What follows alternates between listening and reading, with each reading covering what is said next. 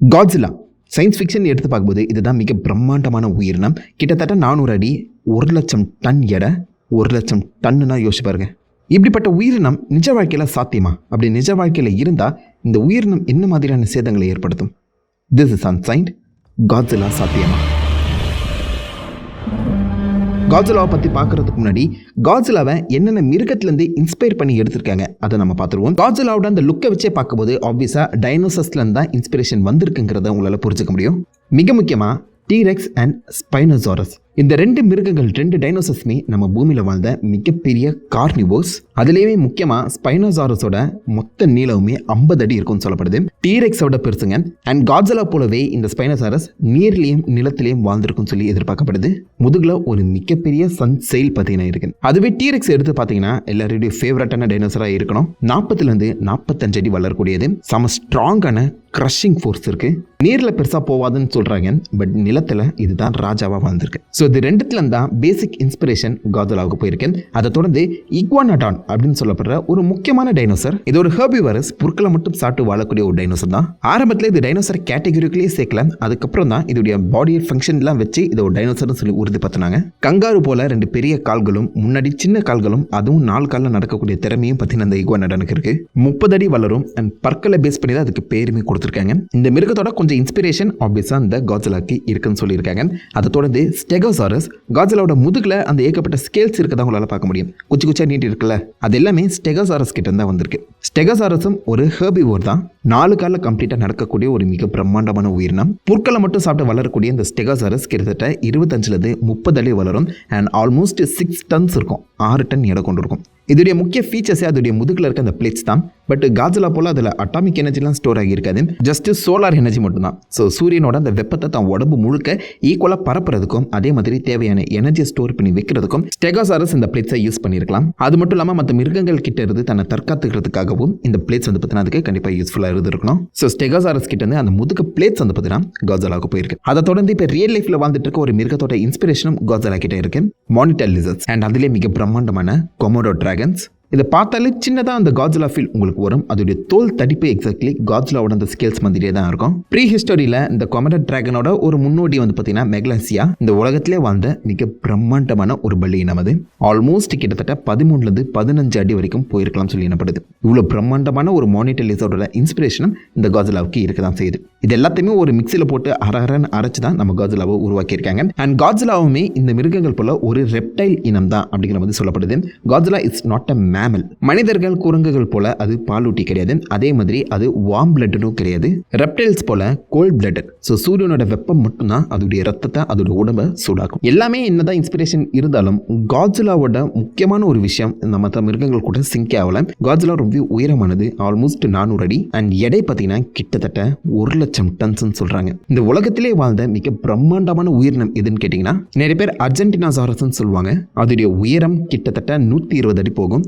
எடை வந்து பார்த்தீங்கன்னா 80லேருந்து 100 டன்ஸ்குள்ள இருக்கலாம். இதை விட பெருசாக நம்ம இந்தியாவில் பிரஹஸ்தியோசாரஸ்னு ஒன்று வாழ்ந்திருக்கதா சொல்லப்படுது. அதோடைய தொடை எலும்பு மட்டும் தான் கிடைச்சிருக்கு. ஃபுல் ஃபாசில்ஸ் இல்லை. பட் அதை வச்சு ஆராய்ச்சி பண்ணி பார்க்கும்போது மேபி 130 அடியும் கிட்டத்தட்ட 120 டன் எடையும் இருந்திருக்கலாம். இதுதான் நம்ம உலகத்தில் வந்த மிக பிரம்மாண்டமான மான்ஸ்டர். பெரிய டைனோசராக இருந்திருக்கணும். இதுக்கான டீட்டெயில்ஸ் கிடைச்சா கன்ஃபார்ம் பண்ணிக்கலாம். இந்தியாவில் தான் அது வாழ்ந்துருக்கு. யோசிச்சு பாருங்களேன். தரையை தாண்டி காட்ஸில்லா தண்ணியிலுமே வாழ்ந்துட்டு இருக்கேன். ஸோ தண்ணியில் பெரிய உயிரினம் எதுன்னு கேட்டிங்கன்னா ஆப்வியஸாக ப்ளூ வேல் தான். ஆல்மோஸ்ட் 100 அடி வளரக்கூடிய இந்த ப்ளூ வேலோட எடை மட்டுமே 220லேருந்து 250 டன் வரைக்கும் போகும். பட் இதை விட பழமையான பெரிசிட்டஸ் அப்படின்னு சொல்லப்படுற இன்னொரு திமிங்கல இனம் அழிஞ்சு போயிடுச்சு. அது இந்த ப்ளூ வேலையே தூக்கி சாப்பிட்றதுன்னு சொல்கிறாங்க. கிட்டத்தட்ட 350 டன் வரைக்கும் அது எடை போயிருக்கலாம். அதாவது ப்ளூ வேலை விட 100 டன் கூட. அவ்வளோ பெரிய ஒரு திமிங்கல இனம் அழிஞ்சு போயிடுச்சு. அதை பற்றி நான் தொடர்ந்து ரிசர்ச் நிறைய நடந்துட்டு தாங்க இருக்கு. ஸோ இதை வச்சு கணக்கு எடுத்து பார்க்கும்போது தரையில் 120 டன்னும் தண்ணியில் 350 டன்.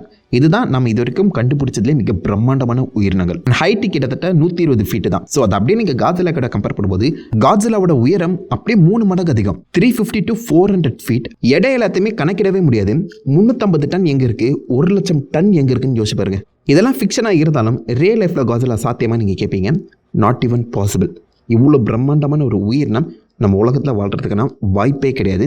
ஏன் அப்படி சொல்கிறேன்னா அதுக்கு முதல்ல நீங்கள் ஸ்கொயர் கியூப்டு லாங்கிற ஒரு விஷயத்தை புரிஞ்சுக்கணும். சிம்பிளாக சொல்ல போனோம்னா ஒரு சர்ஃபேஸை நீங்கள் பெருசாக்கும் போது அந்த சர்ஃபேஸோட வால்யூம் நீங்கள் நினைக்கிறதோட அதிகமாகும். ஃபார் எக்ஸாம்பிள் இந்த கியூபோட surface area 1 square centimetre and அதோடைய வால்யூம் 1 கியூபிக் சென்டிமீட்டர் இருக்குன்னு வச்சுக்கோங்களேன். இது அப்படியே நீங்கள் 4 மடங்கு அதிகரிக்கும் போது சர்ஃபேஸ் ஏரியா 4 சென்டிமீட்டர் ஸ்கொயராக இருக்கும்போது அதோடைய வால்யூம் எவ்வளோ இருக்கும்னு நினைக்கிறீங்க? 4 சென்டிமீட்டர் ஸ்கொயராக இருக்கும் நீங்கள் நினச்சிங்கன்னா அதான் கிடையாது, டபுள் ஆகியிருக்கும், 8 சென்டிமீட்டர் கியூப் ஆகியிருக்கும். ஸோ சர்ஃபேஸ் ஏரியா அதிகரிக்கும் போது அதோடைய வால்யூம் நிறைய அளவு அதிகமாகும். இது அப்படியே நீங்கள் கொண்டு போய் காஜலா கிட்டேயுமே அப்ளை பண்ண முடியும். எந்த அளவுக்கு காஜலா பெருசாக்கிக்கிட்டே போதோ அந்த அளவுக்கு அதோடைய வால்யூமே அதிகமாகும். எந்த அளவுக்கு நிறைய அதிகமாகுதோ அதுக்கு ஈக்குவலாக அது சப்போர்ட் பண்ணுற அளவுக்கு நல்ல ஸ்ட்ராங்கான எலும்புகளும் பலமான இன்டர்னல் ஆர்கன் உடல் உறுப்புகளும் தேவைப்படும். சிம்பிளாக சொல்ல போனோம்னா ரியல் லைஃப்பில் காஜலாவுக்கு எதிரி மனிதர்களோ மற்ற மிருகங்களோ கிடையாது, கிராவிட்டி தான். இந்த கிராவிட்டிலேயே காஜலா அதோடைய எடை மூலிமா கொலாப்ஸ் ஆகிடும்னு சொல்கிறாங்க. படங்களில் கிராவிட்டி இல்லாத ஹாலோ எர்த்தில் காஜலா இருக்குங்கிற மாதிரி சொல்லப்பட்டிருந்தாலும் ரியல் லைஃப்பில் கிராவிட்டி இருக்குங்க. கிராவிட்டியே காஜலாவை தரையோட தரையாக்கிடும்னு சொல்கிறாங்க.